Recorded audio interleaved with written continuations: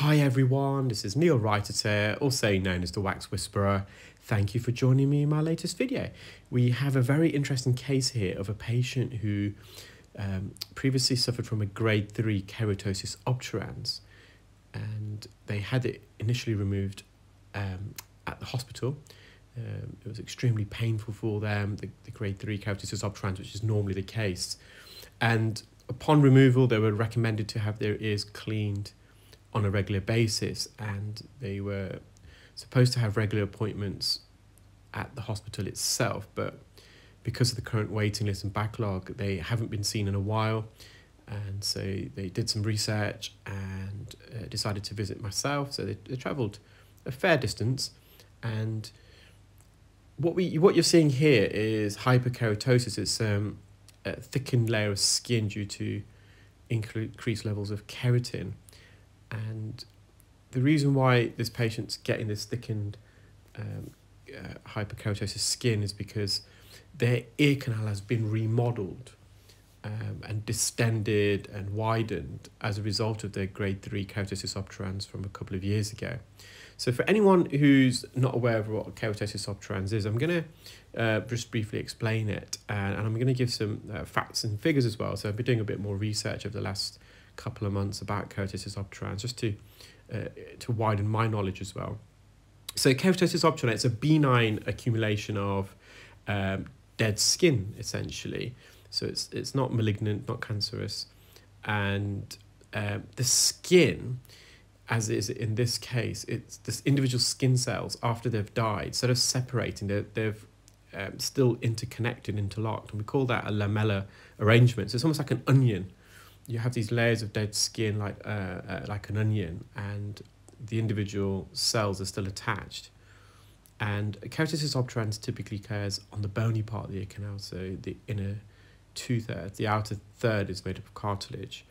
And in terms of incidence rates, you're looking at around 4 to 5 cases per 1,000 that are seen and assessed either in audiology or ENT clinics. So it's 5 in 1,000, so there's very likely to be a higher incidence rate than that. And some of these patients may not present themselves at an ENT or audiology clinic. Normally 1 in 2 cases of keratosis obturans is bilateral, so it occurs in both sides, and it's more common amongst, and I anecdotally can probably vouch for this as well, it's more common in patients below the age of 40. So this patient is in their early 20s, and the optimal age of experiencing keratosis obturans is between 20 to 40 years of age. And again, it's the data suggests it's more prevalent in females and males. I'm just trying to think if that's true in my case. I couldn't comment. I'll have to really review that. Now, the clinical symptoms that people present with when they have keratosis obturans, the main one is acute otalgia, so really acute, sharp pain. That's the landmark of keratosis obturans, if I'm honest.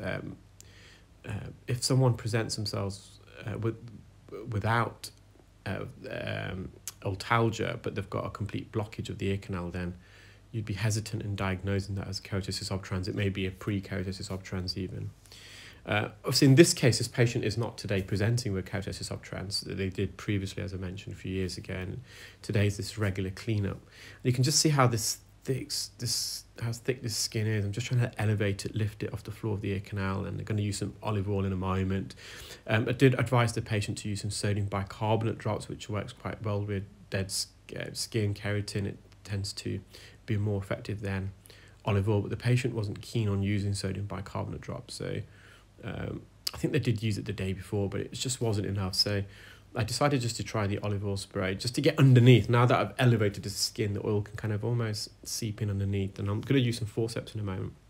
So with keratosis obturans, if it does block the ear, you get a conductive loss. The sound can't travel through the ear canal. And in really, really severe cases, it can lead to facial palsy. So it can affect the facial nerve. That's really extreme cases. That's if the plug of keratin goes in towards the middle ear.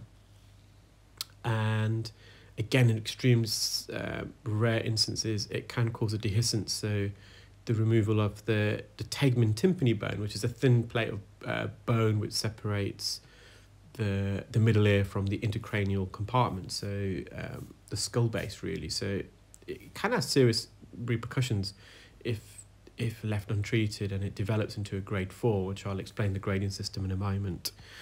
So it's a epidermal skin plug. So the epidermal is the outer layer of skin, and typically with Keratosis obturans, it presents itself with the outermost layer. It's like a white silvery matrix layer. So that's one of the hallmarks as well. Sometimes with a Keratosis obturans, you can get a thickened eardrum as well.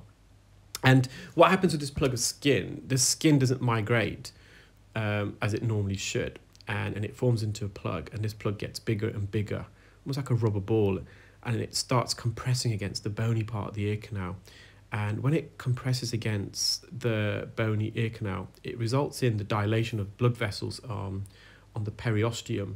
The periosteum is a thin sheath lining the bone, and it supplies the bone with all the blood and nutrients that it requires. So when this plug of dead skin compresses against the periosteum, the blood vessels dilate, and that then initiates osteoclasts. So osteoclasts are specialist cells that sit on the surface of the bone, and what the osteoclasts do, it's a process called bony resorption, and essentially they break down and dissolve the bony tissue, and they then release all the minerals that constitute the bone back into the bloodstream, and then it's transported to elsewhere in the body where these minerals that once formed the bony tissue may be required. So it's kind of recycling the bone, but breaking it down and sending the minerals elsewhere by the bloodstream. And then by breaking that bone, we call that remodeling. So the ear canal widens, and it's normally global, so it's not a localized area, it's a point in the ear canal, it's all the way around the edge. However, with Keratosis obturans, how that differs from other conditions like a canal cholesteatoma or benign osteonecrosis is there's no underlying bony focal erosion. As I said, it's more of a widening than an erosion. And the skin is still intact. So with a canal cholesteatoma and benign osteonecrosis, sometimes you get an ulceration of the skin. So the skin is ulcerated and it exposes the underlying bone. So with sometimes Keratosis obturans, you can get some bleeding as well, and I'll come on to that in a moment, why we get that. So there's 4 grades of Keratosis obturans. The grade 1 is when a patient presents with mild pain. So they got a plug of dead skin in the ear and they're experiencing mild pain, but no real noticeable expansion of the ear canal. A grade 2 is when the patient attends with moderate to severe pain, and there is visible mild expansion, remodeling of the ear canal. A grade 3, which is what this patient previously had, is when you've got, again, moderate to severe pain, otalgia, and there's moderate expansion of the ear canal. In addition, there's granulation tissue. So granulation tissue is inflammatory tissue, and that's normally present between where the bony part of the ear canal meets the cartilaginous portion of the ear canal. We call that the osseo-cartilaginous junction. And then grade 4 is when the patient attends with severe pain and severe expansion of the ear canal, and it typically goes into the mastoid bone, which is the bone directly to the left-hand side on screen at the moment, so it's behind the ear canal. And then that can also grow inwards medially towards through the middle ear and affect the facial nerve as well. So why do people suffer from Keratosis obturans? It's not always known. There's believed to be 2 main causes. The main one of the main causes is called like a inflammatory reason behind why people develop Keratosis obturans. So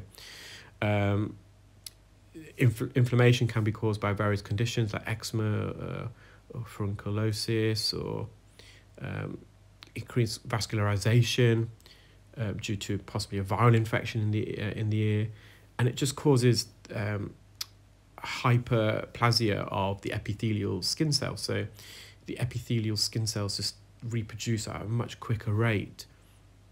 And subsequently, the migration of skin, the natural migration of skin, so all this skin that I'm peeling away should naturally come out the ear by itself, and like in most people it does. But when you've got a constant turnover, so hyperplasmia of these skin cells, the ear is not quick enough at expelling the dead skin, so you get a natural buildup which then forms into a plug. Another type of cause, we call it a silent cause, and that's when the skin that I'm peeling away right now, instead of, as it's migrating at the ear, the skin cells, they should individually begin to separate from one another. But with Keratosis obturans, they don't. They're still interlocked, as I mentioned right at the beginning of the video. And instead of the skin migrating sideways out of the ear, it kind of migrates inwards into the center of the ear, so it forms into a plug. And with that, it's more of a chronic form. So patients who have Keratosis obturans for that reason generally have to have their ears cleaned out on a regular basis. If it's because it's for the inflammatory reason, so they've had a viral infection, for example, and just underlying inflammation and increased blood flow and vascularization, which then causes the increased turnover of dead skin, that can sometimes be a singular solitudinal event. So it may just be a one-off. And in terms of treatments, it's regular cleaning like we're doing today, anti-inflammation drops in the ear, so sometimes steroid drops, because it just prevents the high turnover of dead skin, and it prevents the